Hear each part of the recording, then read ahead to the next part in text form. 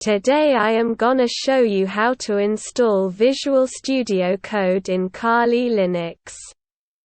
First open a web browser and search for Visual Studio Code. Then go to official web page and download deb package.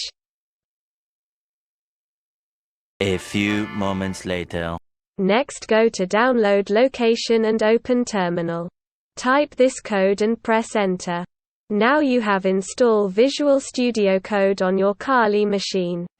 Damn! Visual Studio Code, also commonly referred to as VSCode, is a source code editor made by Microsoft for Windows, Linux and Mac OS. Features include support for debugging, syntax highlighting, intelligent code completion, snippets, code refactoring, and embedded Git.